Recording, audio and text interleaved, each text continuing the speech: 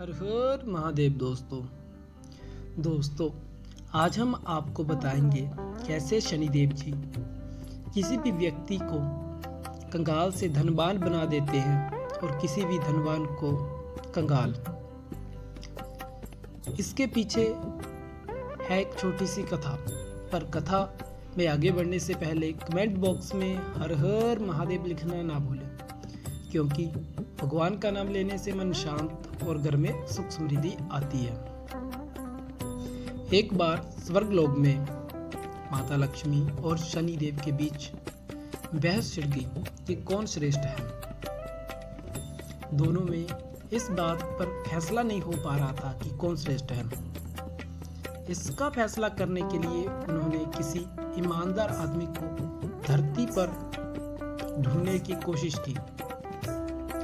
फिर उन्हें एक प्रयागराज के राजा श्री वत्स मिले, जो उस समय सबसे ईमानदार और धर्म पर चलने वाले व्यक्ति थे। वह राजा वत्स के राज्य में पहुंचे और उन्हें कहा कि हम में से कौन श्रेष्ठ है। माता लक्ष्मी बोल रही थी मैं श्रेष्ठ हूँ, और शनिदेव जी बोल रहे थे मैं। राजा वत्स धर्म संकट में पड़ गए। अगर वह माता लक्ष्मी को श्रेष्ठ बताते हैं तो उनको शनिदेव जी का क्रोध झेलना पड़ेगा, और अगर वह शनिदेव को श्रेष्ठ बताते हैं तो उन्हें माता लक्ष्मी से श्राप मिल जाएगा। वह बहुत ही डर गए कि वह क्या बताएं। जब इस बात पर फैसला नहीं हुआ तो शनिदेव जी और माता लक्ष्मी उन्हें 1 मास का टाइम देकर वापस स्वर्गलोक में चले गए। राजा धर्म संकट में पड़ चुका था कि आखिर वो क्या बताए और क्या फैसला दें। उनको परेशानी में देखकर रानी चित्रांगदा ने पूछा कि राजा आप परेशान क्यों हो। राजा ने पूरी बात रानी चित्रांगदा को बताई तो रानी चित्रांगदा ने कहा कि आप ऐसा कीजिए कि आप अपने सिंहासन के दाईं ओर सोने का सिंहासन बनवाइए और बाईं ओर चांदी का। आप सोने के सिंहासन पर माता लक्ष्मी जी बैठ जाएंगी और बाईं ओर शनिदेव जी। और आप उनके पूछने पर भी आप कुछ उत्तर ना दीजिए। उनके ज्यादा पूछने पर आप कहिए कि आपने अपनी श्रेष्ठता का प्रमाण खुद ही दे दिया है। रानी की ये बात राजा को उचित लगी। 1 मास के बाद माता लक्ष्मी और शनिदेव जी वापस धरती पर आए और राजा से पूछने लगे।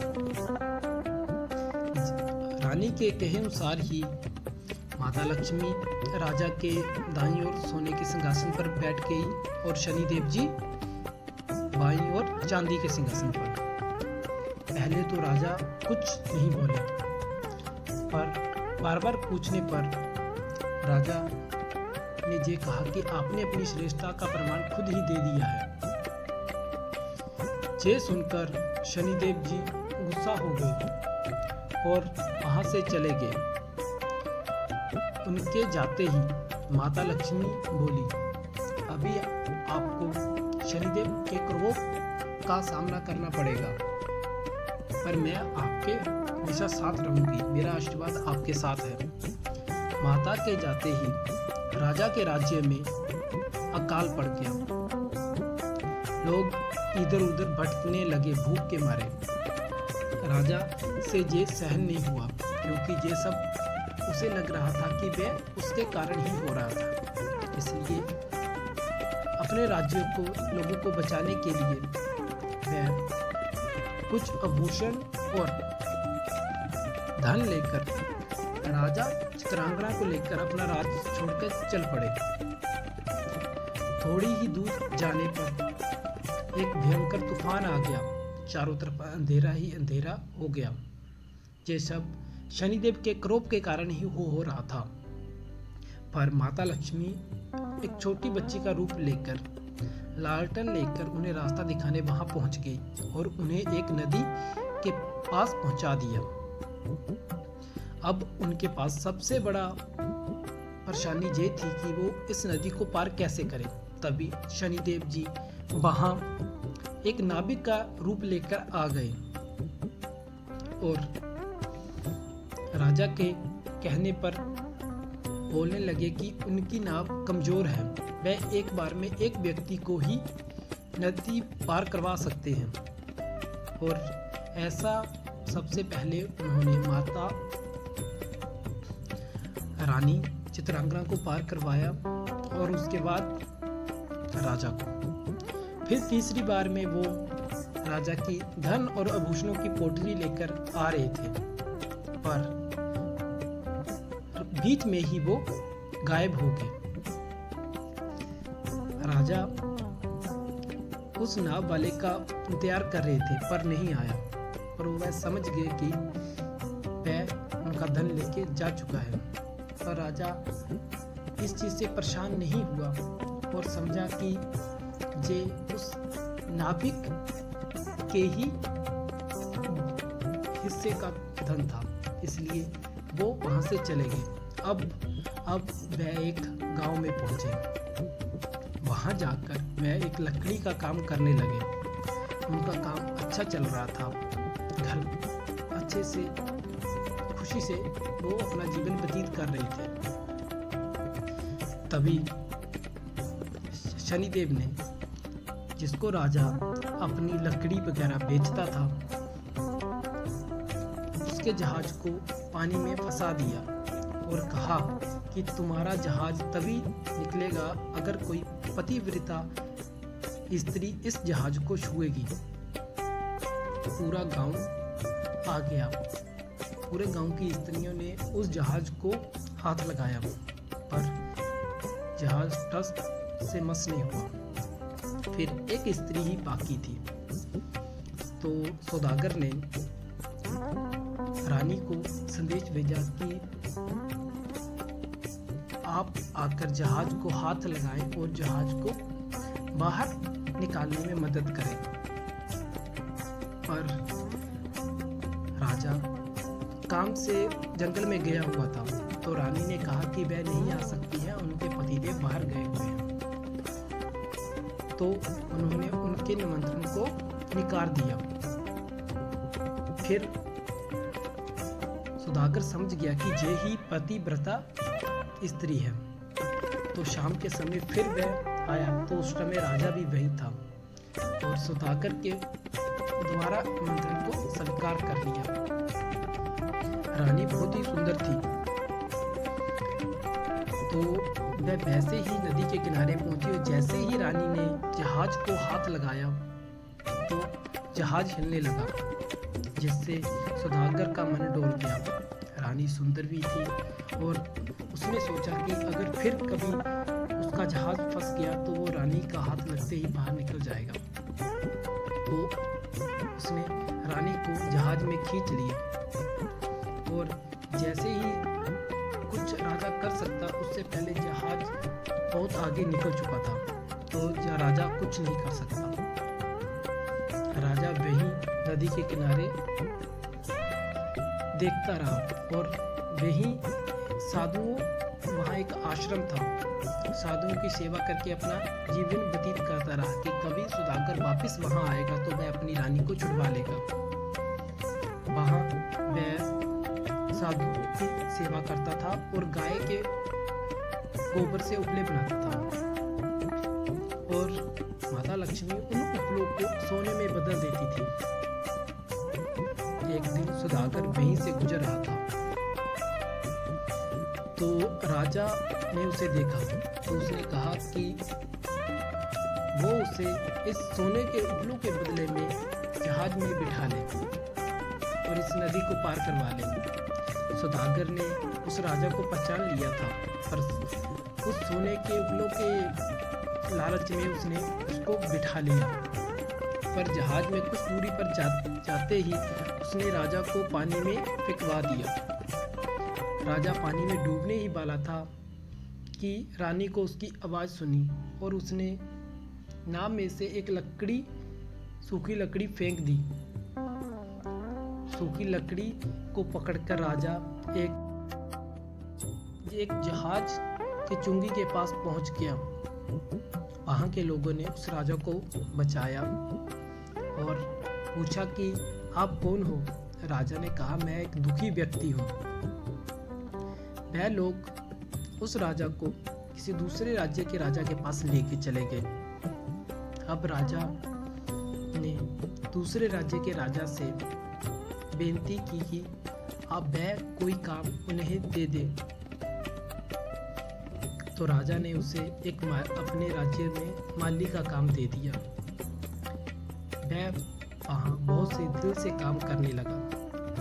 एक दिन राजकुमारी ने पूछा कि आजकल बगीचे में कौन काम कर रहा है, वो बहुत ही अच्छे गजरे बना रहा है। तो उन्होंने बताया कि एक नया माली राजा ने रखा हुआ है।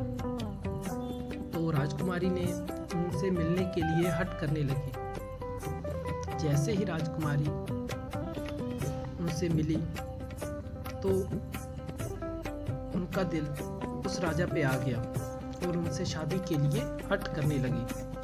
ना मानने पर भी राजा ने उसका विवाह उस राजा से कर दिया और एक गांव में एक मकान दे दिया। दोनों उस गांव में रहने लगे।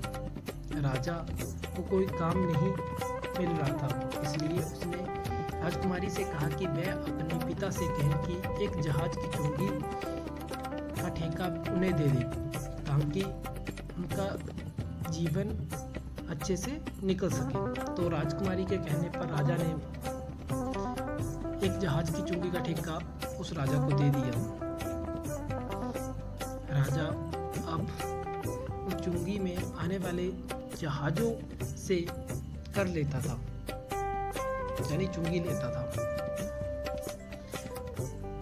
ऐसा करते करते 7 साल बीत गए। अभी शनि का प्रभाव भी राजा के जीवन से जाने ही वाला था।